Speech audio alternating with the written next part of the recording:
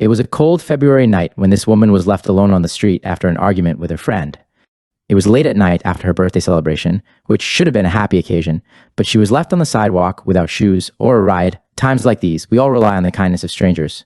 But who can we trust when an Uber driver turned her away? She put her faith in the wrong person and was never heard from again. A suitcase, a trail of CCTV, and a birthday party gone horribly wrong. This is the tragic story of Jassy Correa.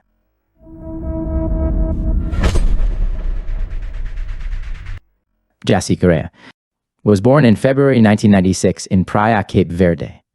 She'd moved to the US at the age of 3 with her father and grew up in Boston, grateful to her family for the opportunities they had afforded her and excited about her life. This was documented in her notebook where she made plans for her future. The notebook had the words "Life is my favorite adventure" on the front inside it. She tracked her budget and to-do lists, writing things like apply for jobs in person, go see family, take the test at least once, fail or pass, and find a new job. Motivational things in the margins of this notebook. Jassy had experienced poverty as a child and had a social worker helping her to find her feet, but this notebook was proof of her optimism. She had a job as a hostess in a Boston restaurant, and she was looking for more work closer to home in Dorchester to support herself and her 2-year-old daughter, Gabby. Gabby had been born out of tumultuous circumstances. Her father, Jassy's ex, was Miguel Angel Castro. It is unclear how Jassy and Miguel met, but things would soon turn sour in January 2018 when their daughter was only a year old. Jassy texted Miguel's mother, "You need to help me. Miguel won't let me leave. Don't call him. He'll kill me." She also sent his mother a photo of herself. Miguel had broken her nose and fractured her orbital bone. Miguel's mother called the police, found Jassy hiding beneath the stairs in Miguel's home, barely able to speak apparently.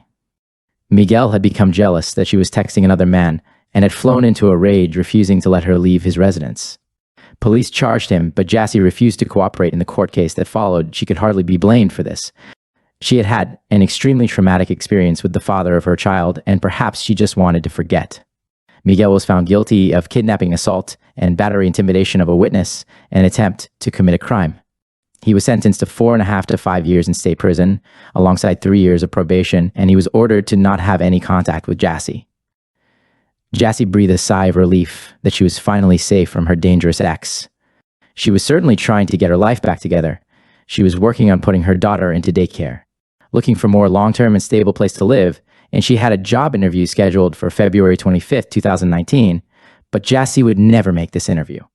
Jassy's R&D birthday was February th. This was a Tuesday, so she decided to celebrate with her friends. The weekend before, on Saturday, the 23rd, she had made plans with her friend Asia to go to a club that evening, while Gabby was being looked after by her paternal grandmother, Miguel's mother, who saved Jassy's life the year before. Jassy trusted Miguel's mother implicitly and knew she stopped anything bad from happening to Gabby, but she didn't realize that it was her own safety. She should have been worrying about on Saturday morning. Jassy went to her friend Nia's apartment in Dorchester. Together they went out shopping, where Jassy bought the outfit she'd wear to the club that evening: black high heels, an orange jumpsuit, and a denim jacket with wings on the back.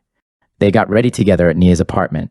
Jassy kept her purse and her phone with her, but she left all her other belongings behind at Nia's place, including the keys to her own apartment.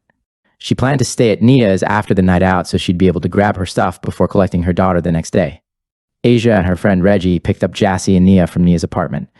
Close to midnight, they'd set off late, and there had been some confusion about where they were meeting Jassy, so the party atmosphere was already in full swing. When they arrived at the club, they had chosen venue in downtown Boston at 12:40 a.m. The 4 friends ended up on a corner of the crowded bar. They bought a bottle of champagne and shared it before drinking a few shots of tequila each. Then they took to the dance floor. This was Nia's last memory of Jassy. When the friends returned to the bar, Nia started an argument with Jassy. It's unclear what this argument was about. Out it continued until the club's 2 a.m. closing time, at which point the group left to walk through an alley on their way back to the parking garage. On this walk, Jassy took her heels off and gave them to Asia to carry. CCTV captured Jassy and Nia continuing to fight, with Nia pushing Jassy multiple times. According to Asia and Reggie, Jassy tried to de-escalate the situation, trying to convince Nia to calm down and get into the car with them so they could go back to Nia's apartment, but Nia was drunk and still acting aggressive, refusing to get into the car. Asia wanted Jassy to come with her and leave Nia behind, but Jassy wasn't upset by her friend's behavior, just concerned. She wanted Nia to be safe. So Asia and Reggie drove off, leaving Jassy and Nia to call an Uber. They'd accidentally taken Jassy's shoes with them, so Jassy was left barefoot and Nia walked off by herself. This was the last time any of them saw Jassy alive. She did not make it back to Nia's apartment that night. Nia, waking up in an empty apartment, was concerned to realize that Jassy hadn't come back. She tried calling Jassy, but there was no answer. Jassy's friends all kept trying to contact her over the next few days, but she never returned their calls by. She's always with me. So for her to be missing for those couple of days and I don't hear anything, I knew something was wrong. The afternoon of February 26th, Jassy's 23rd birthday, Nia and Jassy's father had to report her missing. Nothing, because I want to say, is somebody know or somebody have my daughter? Call me or call the police department, Boston, or anybody. Police department. Anybody. The police began searching the area around the club where she had been seen. The location was well covered by CCTV, and they were soon able to track her last movements. They found footage of Jassy where Nia had left her alone on the sidewalk in only a denim jacket with no shoes. She spotted an Uber idling by the side of the street and walked towards it, asking the driver if he could use her app to hire him, but he wanted to be hired as an Uber XL to earn more money. When she got into the car, he pushed her out again, and she fell onto the sidewalk. This was when she was approached by another man at 16 a.m. According to police footage, the other man picked her up and held her by both hands for nearly a minute as he talked to her on the sidewalk. She looked around for Nia, not seeing her. She apparently agreed to go with this man. This was a tragic mistake. The man was Louis D. Coleman III. Louis was 32 years old and lived in Providence, Rhode Island, originally from California. He held a master's degree in experimental physics from California State University, Long Beach. He had been interested in bioengineering and had worked in an electrical engineering lab working to develop a sleep aid app. He'd been a quiet and smart student, though, had struggled financially and occasionally missed deadlines for his schoolwork. In 2017, he had moved to the East Coast to start a job at Rathon in Portsmouth, Rhode Island. Louis was living a comfortable life, earning around $70,000 a year. By all accounts, Louis was an ordinary man with good prospects, and his past betrayed no hint of what was to come in. The early hours of February 24th, 2019, Louis was at venue. He arrived at 1 a.m. and met a young woman called Lorna. They immediately hit it off, and near closing time, they were heading toward the bathroom together when Lorna's brother intervened. Maybe he didn't like the look of Louis. Louis and Lorna continued to text, but Lorna and her brother left the club without him. We can only speculate on what Louis was thinking as he left the club alone that night. Did he feel he'd been robbed of female company after being left behind by Lorna? Was he searching for someone else on Tremont Street? Louis passed the Uber Jassy was talking to. He turned his head to watch as Jassy was rejected for a ride, and he made sure that at 2:16 a.m., when she was pushed out of the car, he was right beside her to pick her up. They talked. He convinced her, drunk and vulnerable, to come with him. A series of CCTV cameras captured him. Walking with her, then giving her a piggyback ride, perhaps her bare feet were cold, further down the street. She made the fateful decision to get into his car. Police were able to match the image of Louis on CCTV to the image of his ID taken at the venue. They now knew who he was. His Android phone kept a log of his location data, and when police accessed this, they matched his location in the early hours of Sunday to Tremont Street. He drove only to the other side of the street, where the car remained stationary for 12 minutes with the headlight off. As CCTV showed, then he turned them back on and drove away. Surveillance showed that when he came across two police cars with their blue lights flashing, he immediately backed up the way he had come. Clearly, he had something to hide. At 4:15 a.m., he arrived back at his residence on Chestnut Street in Providence.